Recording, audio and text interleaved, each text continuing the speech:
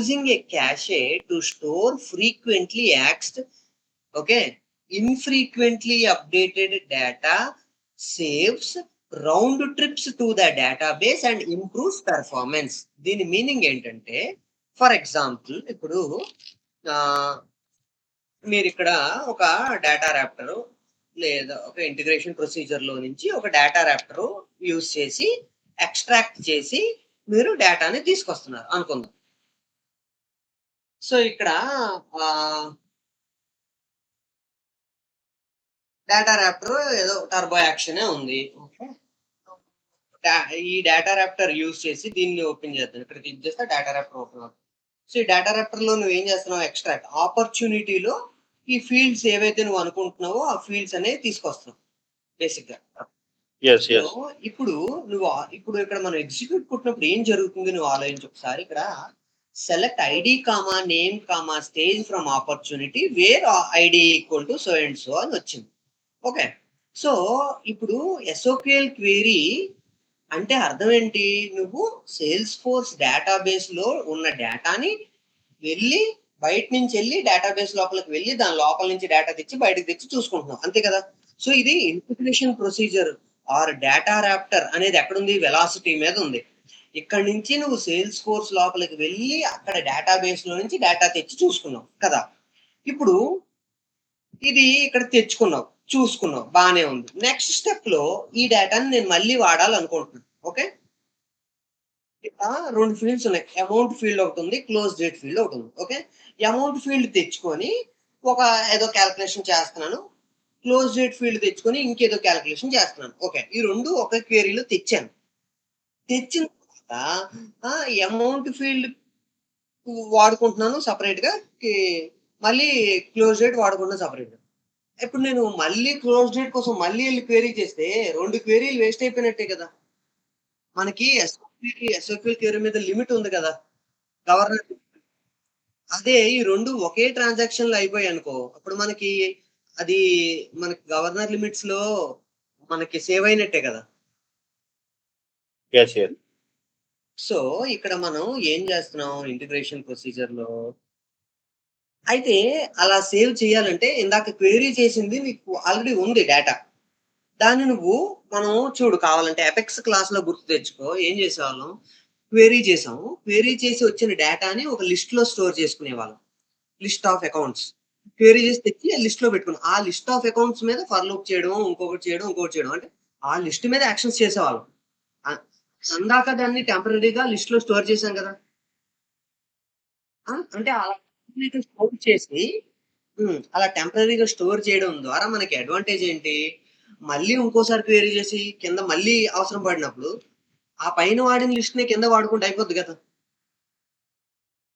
So దానివల్ల ఏమవుతుంది, multiple queries అనేవి తగ్గించడం అవుతుంది ఈ క్యాష్ మెమరీలో స్టోర్ చేసుకుంటే. ఓకే ఓకే, అంటే ఇందాక తెచ్చిన దాన్ని నువ్వు టెంపరీగా స్టోర్ చేసుకున్నావు అనుకో, దాన్ని మళ్ళీ వాడుకున్నావు అనుకో, అప్పుడు ఏమవుతుంది, మళ్ళీ రెండోసారి వెళ్ళి తెచ్చుకోవాల్సిన అవసరం ఉండదు. ఓకే, అయితే ఈ క్యాషీ మెమరీ అనేది ఎన్ని రకాలుగా ఉంటది, ఏముంటది అనేది ఫస్ట్ క్యాష్ మెమరీ గురించి అర్థం చేసుకోవాలి మనం. ఓకే, మన కంప్యూటర్ లో ర్యామ్ రామ్ అని ఉంటది, ఐడియా ఉందా మీకు? Read only memory, random access memory. Hard disk కి ర్యామ్ కి డిఫరెన్స్ తెలుసు కదా మీకు. ఇప్పుడు హార్డ్ డిస్క్ లో మనం ఒక సినిమా మొత్తం వేసుకున్నాం అనుకో, జస్ట్ ఆ ప్లే అవడానికి కావాల్సిన 5 minutes 3 minutes ఉండేదాన్ని మాత్రమే ఈ ర్యామ్ కి తెచ్చుకుంటుంది, అది మీకు చూపిస్తుంది. అది అయిపోయిన తర్వాత నెక్స్ట్ తెచ్చుకుంటే చూపిస్తుంది. సో ఆ టైంలో రైట్ టైంలో నీకు అవసరమైనది టెంపరీ మెమరీలో స్టోర్ చేసి చూపిస్తుంది.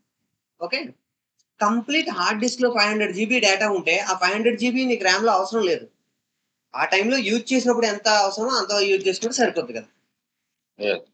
సిమిలర్లీ ఇక్కడ కూడా మన ప్రాసెసింగ్ అంతా ఎక్కడ జరుగుతుంది, sales force back and server లో జరుగుతుంది, ఇక్కడ మనం బ్రౌజర్ లో జరుగుతుంది. ఓకే, అయితే నువ్వు వన్స్ ఒక ఇన్ఫర్మేషన్ ని క్వెరీ చేయడమో ఏదో ఒకటి డేటాబేస్ నుంచి తెచ్చుకున్నావు. Okay, using a cache to store frequently accessed అంటే పదే పదే ఉపయోగించే డేటాని మనం క్యాష్ మెమరీలో స్టోర్ చేసుకుంటే మళ్ళీ పదే పదే డేటాబేస్కి వెళ్ళి తెచ్చుకోవాల్సిన అవసరం లేదు, డైరెక్ట్ ఇక్కడ నుంచి వాడుకోవచ్చు. ఇది ఫస్ట్ పాయింట్. ఫ్రీక్వెంట్లీ యాక్సెస్ అంటే పదే పదే ఉపయోగించే డేటా ఏదైతే ఉంటదో దాన్ని మనం క్యాష్ మెమరీలో పెడతాం. సో దట్ నువ్వు పదే పదే మళ్ళీ డేటాబేస్‌ని వెళ్లి అడగాల్సిన అవసరం పడదు. First point.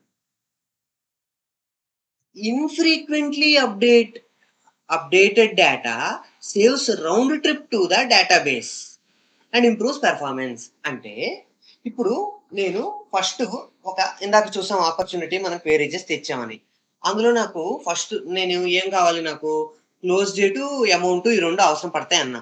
అయితే ఫస్ట్ నేను అమౌంట్, క్లోజ్ డేట్ 2 ఒకేసారి తెచ్చుకున్నప్పటికీ అమౌంట్ మీద అప్డేట్ చేయాలి. ఆ తర్వాత క్లోజ్ డేట్ మీద అప్డేట్ చేయాలి అనుకో. అప్పుడు నేను క్యాషియోలో పెట్టను. అర్థమవుతుందా నీకు? అలా కాకుండా ఈ 2 కలిపి ఒకేసారి తర్వాత అప్డేట్ జేయొచ్చు.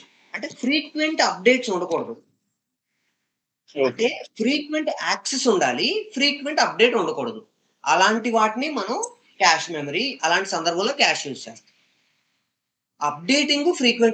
ఫ్రీక్వెంట్‌గా అవసరం లేదు.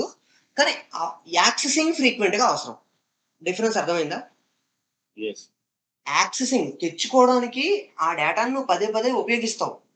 కానీ పదే పదే మార్చవు. ఇన్‌ఫ్రీక్వెంట్ అంటే ఏంటి? ఫ్రీక్వెంట్ కాదు. అంటే పదే పదే అప్డేట్ చేయవు దాన్ని నువ్వు. అలాంటి సందర్భంలో ఫ్రీక్వెంట్‌లీ యాక్సెస్ చేస్తావు. అంటే పదే పదే యూజ్ చేస్తావు సేమ్ డేటాని. ఓకే. అండర్‌స్టాండ్. ఇలాంటి సందర్భాల్లో మనకి round trips to the database. Round trips అంటే ఏంటి? అక్కడి నుంచి ఇక్కడికొచ్చి మళ్ళీ ఇక్కడి నుంచి అక్కడికెళ్ళడం. అదొక ట్రిప్. ఒక ట్రిప్. అక్కడి నుంచి ఇక్కడికి రావడం ఒక ట్రిప్. మళ్ళీ ఇక్కడి నుంచి అక్కడికెళ్ళడం ఇంకొక ట్రిప్. 2 కలిపితే రౌండ్ ట్రిప్. ఓకే. ఈ రౌండ్ ట్రిప్స్‌ని తగ్గించడం అవుతది. Okay. Save round trips to the database and improves performance. ఇక్కడ 2 రకాలుగా ఉపయోగపడుతుంది.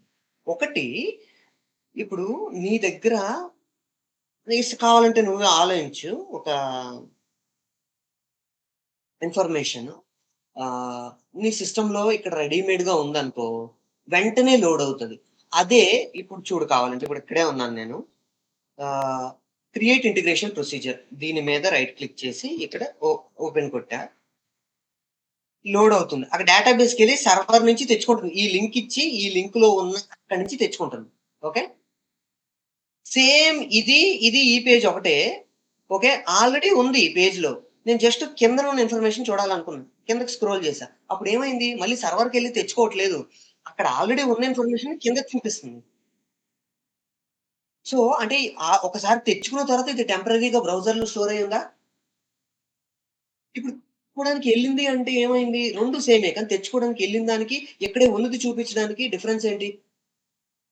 తెచ్చుకోవడానికి ఎళ్ళింది నీకు స్లోగా చూపించింది లోడ్ అయ్యి. ఇది వెంటనే చూపించింది. అర్థమైందా డిఫరెన్స్? ఇది టక్‌మని చూపించింది. అది స్లోగా లోడ్ అయింది. అది స్లోగా ఎందుకు లోడ్ అయింది? ఇది ఫాస్ట్‌గా ఎందుకొచ్చింది అంటే, దగ్గరలో ఉంది. ఇమ్మీడియేట్‌గా క్యాష్ మెమరీలో ఉందనుకో, నీకు పెర్ఫార్మన్స్ అనేది చాలా బావుంటది. ఇమ్మీడియేట్‌గా వెంటనే కనిపిస్తుంది.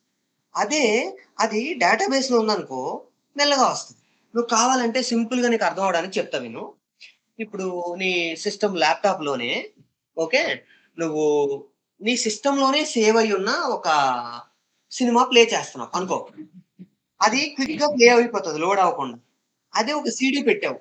సీడీ నుంచి ప్లే చేస్తున్నావు. అప్పుడేమవుతది? సీడీ బయటికెళ్ళి సీడీ నుంచి తెచ్చుకోవాలి ఇన్ఫర్మేషన్. ఇది స్లోగా లోడ్ అవుతది. అవునా కాదా? అదే ఇప్పుడు నీ ల్యాప్‌టాప్‌లో ఉన్న మూవీ అది ప్లే అవుతదా ఫాస్ట్‌గా? యూట్యూబ్‌లో ఉన్నది ఫాస్ట్‌గా ప్లే అవుద్దా? ఎందుకు? యూట్యూబ్ అంటే మళ్ళీ ఇంటర్నెట్ ద్వారా అక్కడ బయట నుంచి తెచ్చుకోవాలి. సేమ్ కాన్సెప్ట్ ఇక్కడ కూడా. ఇక్కడ లోకల్‌లో ఉంటే, క్యాష్ మెమరీలో ఉంటే ఈజీగా లోడ్ అవుతది. నీ పెర్ఫార్మన్స్ అనేది బావుంటది. అక్కడి నుంచి అనేది ఎఫెక్ట్ అవుతది. Okay. Use cache blocks if some parts of the integration procedure update data or if you need different cache data to expire at different times. For example, current weather data changes more frequently than user session data. So, cache block ఎప్పుడు వాడమంటున్నాడు అంటే, cash మెమరీలో నీకు కొంతకాలం అది store చేయాలి. ఆ తర్వాత మళ్ళీ తెచ్చుకోవాలి. అయితే ఎంతసేపు మెమరీలో ఉండాలి? ఆ టైము మనం డిసైడ్ చేయొచ్చు. ఎంత అమౌంట్ అందులో ఉండాలి? అది మనం డిసైడ్ చేయొచ్చు. ఇవన్నీ ఆ క్యాష్ బ్లాక్ యూజ్ చేయడం ద్వారా చేయగలుగుతాం. సో, మనము ఇక్కడికి వెళ్లి ఫర్ ఎగ్జాంపుల్ మనం ఈ ఇంటిగ్రేషన్ ప్రొసీజర్‌లోనే ఉన్నాం. బ్యాక్‌కి వెళ్దాం. లేదా ఈ ఐపీలో ఉందాం. ఓకే. సో, ఇక్కడ నేను క్యాష్ బ్లాక్ అనేది తెచ్చాను. క్యాష్ బ్లాక్‌లో మనకి ఏముంటదంటే basic a type of cache use చేయాలనుకుంటున్నాం. మనకిక్కడ సెషన్ క్యాష్, ఆర్గ్ క్యాష్ అని 2 రకాలున్నాయి. సెషన్ అంటే వన్స్ మీరు లాగిన్ అయిన తర్వాత లాగౌట్ అయ్యేంత వరకు ఉండే ఆ మధ్య టైంని ఒక సెషన్ అంటాం. ఓకే. వన్స్ లాగిన్ అయిన తర్వాత నువ్వు లాగౌట్ అవ్వకముందు యూజ్ చేస్తావు సిస్టమ్‌ని కదా! ఇప్పుడు కొన్నిసార్లు చూడు, ఇప్పుడు నువ్వు పొద్దున్న లాగిన్ అయ్యావు. ఒక అరగంట సిస్టమ్ యూజ్ చేసావు. తర్వాత నువ్వు ఏమి సిస్టమ్ క్లోజ్ చేయకుండా వేరే పని మీద బయటికెళ్ళిపోయావు. ఓ గంట, 2 గంటల తర్వాత వచ్చావు. అప్పుడు నీకు ఓపెన్ చేస్తే సెషన్ టైమ్ ఔట్ అని వస్తది. Yes. Yes. Session time out అంటే ఏంటి? నువ్వు లాగిన్ అయ్యి కొంత వర్క్ చేసిన తర్వాత ఆ సెషను ఆ 2 గంటలో, ఒక గంటో దానికొక పీరియడ్ ఇచ్చాడు. ఓకే. ఆ 2 గంటల తర్వాత ఆ సెషన్ టైమ్ ఔట్ అయిపోతది. ఓకే.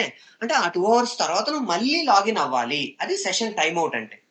సెషన్ క్యాష్ అంటే వన్స్ నువ్వు లాగిన్ అయిన తర్వాత నువ్వు లాగౌట్ అయ్యేంత వరకు అది ఒక సెషన్. ఆ సెషన్‌లో ఆ సెషన్ అంతసేపు ఈ క్యాష్ మెమరీ మెయింటైన్ చేయాలి.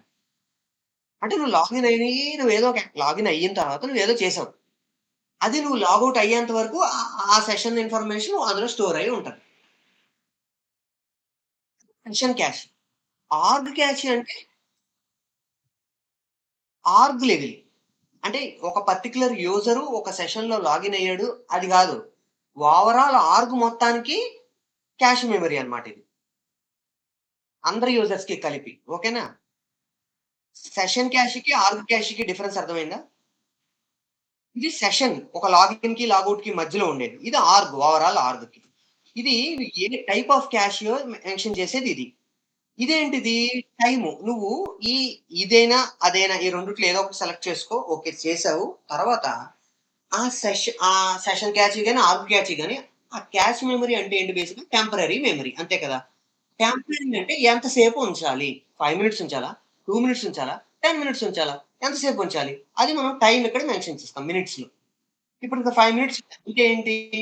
నువ్వు అది సెషన్ అయినా, ఆర్గ్ అయినా ఆ 5 మినిట్సే ఉంటది. ఆ 5 మినిట్స్ తర్వాత అదే సెషన్‌లో నువ్వు ఉన్నప్పటికి కూడా మళ్ళీ అది క్యాష్ రిఫ్రెష్ అయిపోతది. మళ్ళీ ఎళ్లి తెచ్చుకుంటది. ఓకే. అంటే ఇది టైప్ ఆఫ్ క్యాష్. ఇది టైమ్ ఆఫ్ క్యాష్.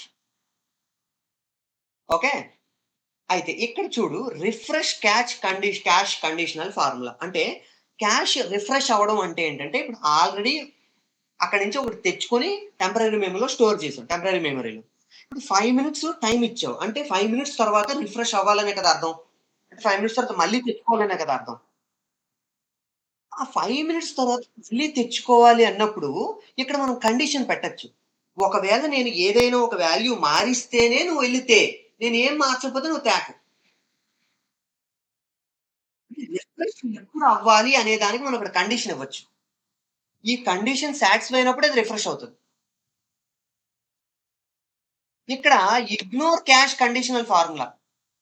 ఈ కండిషన్ ఇక్కడ ఇగ్నోర్ అంటే ఈ కండిషన్ సాటిస్ఫై అయితే నాకు క్యాష్ మెమరీ అసలొద్దు నాకు. అసలు క్యాష్ అనే కాన్సెప్టే వాడొద్దు. ఈ కండిషన్ మ్యాచ్ అయితే. ఈ కండిషన్ మ్యాచ్ కాకపోతేనే ఈ క్యాష్ పని చేయాలి నాకు. ఇదేంటి ఎగ్జిక్యూషన్. క్యాష్ ఎప్పుడు పని చేయాలన్న దానికి కండిషన్. ఇది ఎప్పుడు పని చేయొద్దు అనడానికి కండిషన్ పైది.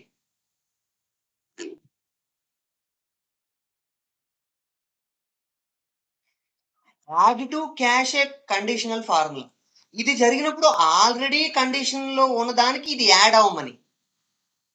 ఓకే. ఇది. ఓకే. సో, ఈ ఫీచర్స్ అన్నీ ఉన్నాయి దీని మీద క్యాష్‌లో. సో, ఇప్పుడు మీరేం చేయాలంటే ఇక్కడ ఓకే.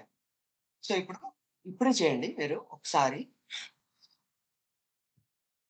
ఆహ్, హ్మ్. ఇంతవరకు చేయాలి. ఏంటి? ఇప్పుడు క్యాష్ అంటే ఏంటి? నీకు చెప్పాను గదా! ఎక్స్‌ప్లెయిన్ చేశాను గదా! ఈ పాయింట్స్ నోట్ చేసుకోవాలి. తర్వాత మనం ఇవన్నీ ఆప్షన్స్ చూసాం గదా! ప్రాక్టికల్‌గా వెళ్లి. యెస్. తర్వాత ఇందులో ప్రివ్యూ చేయాలంటే ఇగ్నోర్ క్యాష్ ఎప్పుడు? రీసెట్ క్యాష్ అంటే ఏంటి? ఇగ్నోర్ క్యాష్ అంటే ఏంటి? ఒక్కొక్క దాని గురించి డీటెయిల్స్. తర్వాత క్యాష్ బ్లాక్ జేసన్ నోట్స్. ఇందులో ఈ పాయింట్స్ గురించి మనకు తెలియాలి.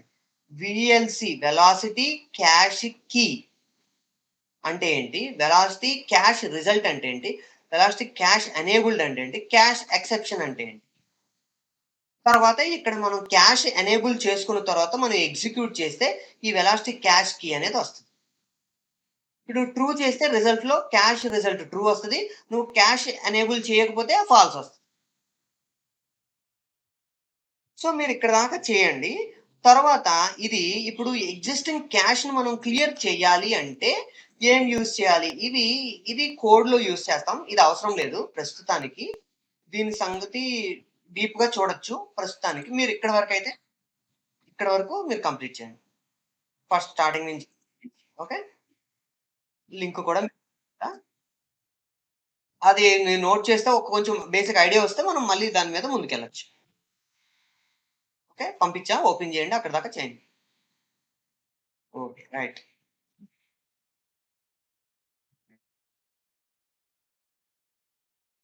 If you must clear cache block data from the cache, మనం ఏం చేయాలి? Integration procedure service dot clear session cache అని చెప్పి type sub type type underscore sub type block name new map అని ఈ ఆబ్జెక్ట్ కి ఇవన్నీ ఇస్తే మనం దేని యొక్క క్యాష్ క్లియర్ చేయాలనుకుంటున్నామో దాని డీటెయిల్స్ ఇస్తే దాన్ని క్లియర్ చేయొచ్చు. అర్థమవుతుందా?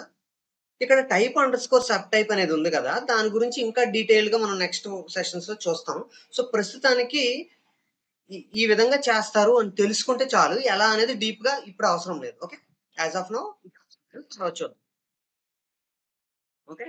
If for example execute the following code if you want to clear a cache block key in the org cache. Okay. Org క్యాష్‌లో క్యాష్ బ్లాక్ క్లియర్ చేయాలంటే ఇది వాడు. లేకపోతే ఇది అంటే ఈ క్యాష్‌కి సంబంధించి కంప్లీట్ డీటెయిల్స్ అన్నమాట. సో, క్యాష్ వాడినప్పుడు దాని యొక్క పర్పస్ గురించి మనకు తెలిస్తే చాలు ప్రస్తుతానికైతే. ఎట్లా అనేది అంత డీప్‌గా ఇప్పుడు అవసరం లేదు. Okay. For now madam. Next మనకి ఇంటిగ్రేషన్ ప్రొసీజర్‌లో గ్రూప్స్‌లో మనం క్యాష్ బ్లాక్ గురించి డిస్కస్ చేసి కండిషనల్ బ్లాక్ గురించి కూడా డిస్కస్ చేసాం కదా!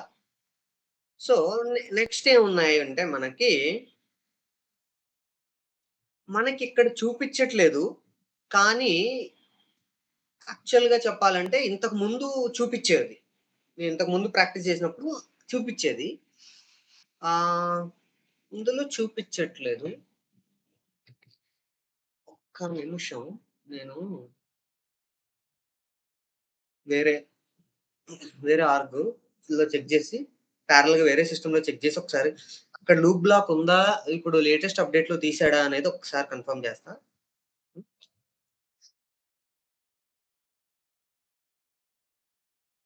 హ్మ్.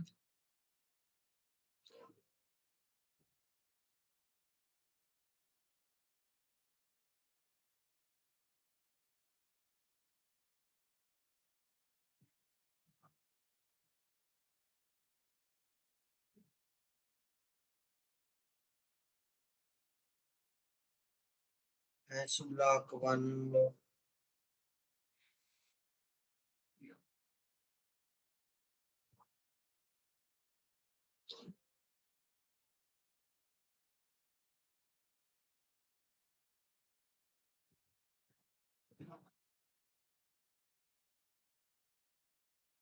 రీసెట్ క్యాషే, ఇగ్నోర్ క్యాషే ఇవన్నీ అక్కడ ట్రూలు ఇస్తే ట్రూలు, ఫాల్స్ ఇస్తే ఫాల్స్‌లు దాన్ని బట్టి వస్తున్నాయి ఇక్కడ.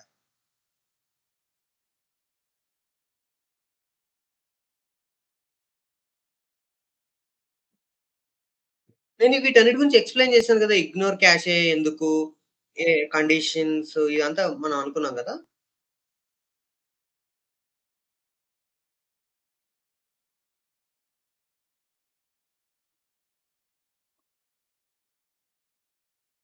హ్మ్. రికార్డ్ చేస్తున్నావా హర్ష? రికార్డ్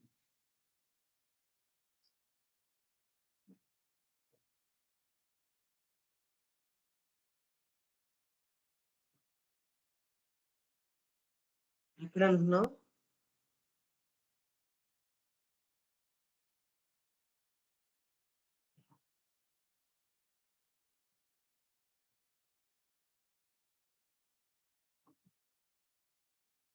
క్యాషీలోనే ఉంటది. ఆ! లేదు. వేరే దగ్గర కూడా ఉండొచ్చు. మీకు ఎడిట్ చేసాన్‌లో నీకు కనిపించిందేమో. కానీ ఉంటది.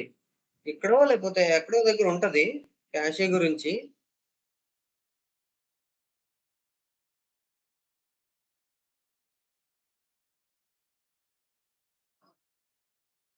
చూడు ఇదిగో.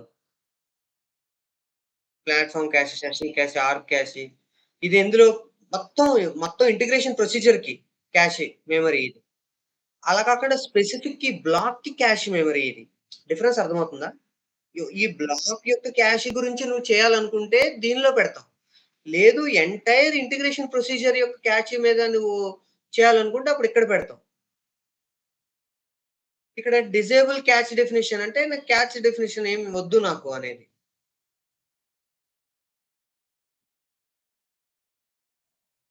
లేదు ఇక్కడ నేను సెషన్ క్యాచ్ ఇవ్వచ్చు. దానికి టైమ్ ఇవ్వచ్చు. ఓకే. సెషన్ క్యాచ్ సెలెక్ట్ చేసుకుంటే దానికి తగ్గట్టు ఉంటది. ఓకే. అదే ఆర్గ్ క్యాచ్ సెలెక్ట్ చేసుకుంటే దానికి తగ్గట్టు. Okay. Okay. Right. So next వచ్చేసి loop block. So loop block దేనికి ఉపయోగపడతది అంటే ఫర్ లూప్ లాగా ఒక సెట్ ఆఫ్ ఇప్పుడు ఫర్ ఎగ్జాంపుల్ ఈ 4 ఈ 3 ఫీల్డ్స్ ఉన్నాయా? ఆ 3 ఫీల్డ్స్ కాకుండా ఏవో 3 ఇంటిగ్రేషన్ ప్రొసీజర్‌లో ఐపీలు పెట్టు అదే సారీ డేటా ర్యాపర్ ఎక్స్ట్రాక్టే పెట్టావనుకో అది మళ్ళీ చేయాలి. లేకపోతే లోడే అనుకో, లేకపోతే ట్రాన్స్‌ఫార్మే అనుకో మళ్ళీ చేయాలి. లేకపోతే ఎనీథింగ్ ఏదైనా రిపీటెడ్‌గా చేయాలి. అదే యాక్షన్ మళ్ళీ పెర్ఫార్మ్ చేయాలి. 3 టైమ్స్ చేయాలి, 5 టైమ్స్, 10 టైమ్స్ చేయాలి, 100 టైమ్స్ చేయాలి. అప్పుడు ఏం చేస్తాం ఫర్ లూప్‌లో రాస్తాంగా. ఫర్ లూప్ బదులుగా ఇక్కడ ఒక బ్లాక్ మొత్తానికి ఫర్ లూప్ లాగా మనకి ఈ లూప్ బ్లాక్ అనేది ఉంది. ఈ లూప్ బ్లాక్ యొక్క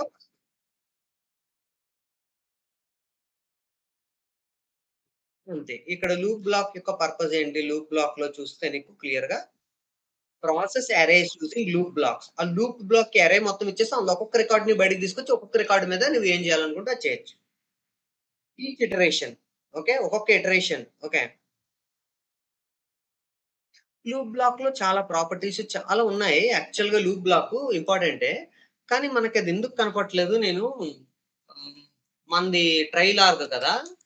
పెయిడ్ ఆర్గ్‌లో ఒకసారి చెక్ చేస్తాను. ఒక్క నిమిషం. పారలెల్‌గా చెక్ చేస్తున్నా. పెయిడ్ ఆర్గ్‌లో అవుతుందో లేదో చూసి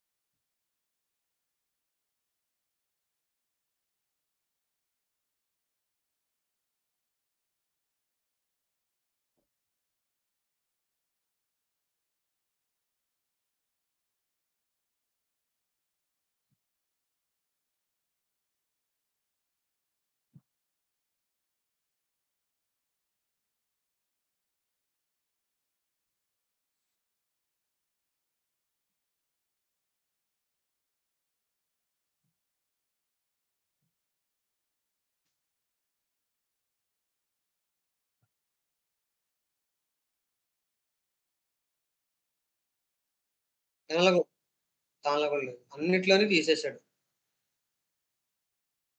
అప్‌డేట్‌లో తీసేసినట్టున్నాడు. లూప్ హ్మ్. ప్రొడక్షన్ సిస్టమ్‌లో కూడా తీసేసాడు. హ్మ్. సో, మీకు హ్యాపీయే గదా! ఆ లూప్ అంతా అదంతా రిలీఫ్ అయిపోయినట్టే. దాని సంగతి ఆలోచించక్కర్లేదు. ఓకే. అది తీసి okay. So, no need to worry about block. Loop లోపల ఒకవేళ ఎవరైనా అడిగినా గాని చెప్పడానికి సింపుల్‌గా ఫర్ లూప్ లాగా ఆ బ్లాక్ మొత్తంలో ఏమేమి కంటెంట్స్ రాసావో అది రిపీట్ చేయడానికి లూప్ బ్లాక్ రాసుకుంటాం. సేమ్ ఫర్ లూప్ లాగా. Okay. That is the purpose of loop. Okay. Next వచ్చేసి మన ట్రై క్యాచ్. ట్రై క్యాచ్ ఇప్పుడు కూడా దేనికోసం యూజ్ చేస్తామంటే ఎక్కువగా ఎక్స్టర్నల్ సిస్టమ్‌తో ఇంటిగ్రేషన్ ఉన్నప్పుడు లేదా ఆహ్, ఇప్పుడు ఎక్స్టర్నల్ సిస్టమ్‌తో ఇంటిగ్రేషన్ ఉంది. అంటే వేరే సిస్టమ్‌కెళ్ళి ఒక రికార్డ్ తెచ్చుకోవాలి. దానికోసం దానికి కాల్ చేసావు. నువ్వు ఎళ్ళావు. అది తెచ్చుకోవాలంటే ఆ సిస్టమ్ బాగుండాలిగా. అది ప్రాబ్లమ్ ఉంటే తెచ్చుకోలేకపోయావు. వన్ తప్పేముంది? ప్రయత్నించావు. వస్తే వచ్చింది లేకపోతే లేదు. వస్తే వచ్చిందని చెప్తాం. రాకపోతే రాలేదని చెప్తాం. దానికోసం ఇక్కడ ఉన్నవన్నీ ఆగిపోకూడదు కదా! లేదా డేటాబేస్ నుంచి ఎళ్లి తెచ్చుకోవాలేదో. డేటాబేస్‌కెళ్ళావు. అక్కడ ఇది ఇవ్వలేదు. లేదు తేలేదు. సో, ఏదో ఎర్రర్ వచ్చింది. ఓకే. సో, అట్లా ఎయిదర్ డేటాబేస్ కాల్స్ గాని ఆహ్, ఎక్స్ ఎక్స్టర్నల్ సిస్టమ్ కాల్స్ గాని చేసేటప్పుడు మనం ఎక్సెప్షన్ అంటే మనకు ఎర్రర్ వస్తే రావచ్చు అనే పాసిబిలిటీ ఉందనుకో. ఇప్పుడు నువ్వు ఎపెక్స్ క్లాస్‌లో ఒక ఫంక్షనాలిటీ రాసావు. నేను 2 నంబర్‌లు ఇస్తాను నీకు. ఆ 2 ప్లస్ చేసి ఆన్సర్ తీసుకురా అని. అది ఎప్పుడు పనిచేస్తది. ఒకవేళ పని చేయకపోతే అనే డౌట్ ఉండదు దాంట్లో. అర్థమవుతుందా? అదే డేటాబేస్ నుంచి రికార్డ్ తేవాలి అనుకున్నావు. అక్కడ రికార్డ్ లేకపోతే నువ్వు తేగలవా? సో, పాసిబిలిటీ ఉంది. అది అవ్వచ్చు, అవ్వకపోవచ్చు. లేదు నువ్వు రికార్డ్‌ని అప్‌డేట్ చేయాలనుకున్నావు, లేదా క్రియేట్ చేయాలనుకున్నావు. అప్పుడు నువ్వు మాండేటరీ ఫీల్డ్ ఇవ్వకపోతే it will not allow you. So, అది అంటే ఛాన్స్ ఉంది. సక్సెస్‌కి, ఫెయిల్యూర్‌కి. అలాంటప్పుడు దాన్ని మనం ట్రై క్యాచ్‌లో రాస్తాం. అంటే మన మన కోడ్ అయినా, మన కంటెంట్ అంతా ట్రైలో రాస్తాం.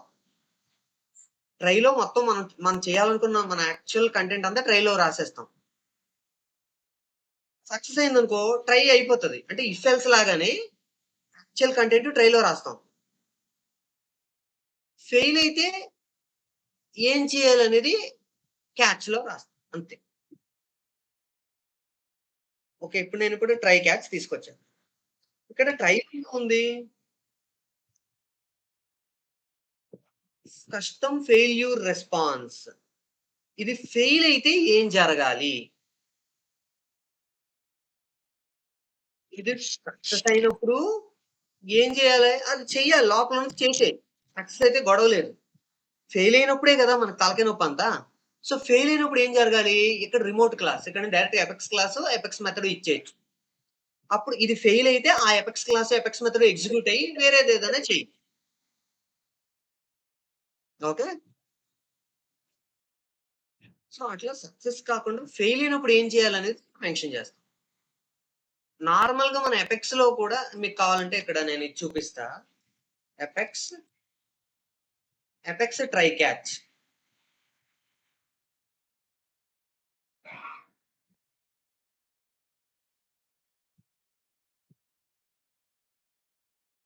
చూడండి ఇక్కడ. ఓకే. చూడండి ఇక్కడ సింపుల్‌గా ఈడేం చేసాడు public static void my method some parameter ఇక్కడ ఏం చేసాడు? ట్రైలో do I need to separate try catch in the catch okay. ఈడు డూలో లిస్ట్ ఆఫ్ అని ఎస్ఓక్యూఎల్ క్వెరీలు రాసాడు. ఏవో 2 ఓకే. సమ్ లాజిక్ ఏదో రాసాడు. ఇది సక్సెస్ అయ్యి అకౌంట్‌లో వచ్చేస్తే ఫైన్. ఒకవేళ ఇది ఫెయిల్ అయ్యి క్వెరీ చేయలేకపోయింది. ఏదో సంథింగ్ ఇష్యూ వచ్చింది.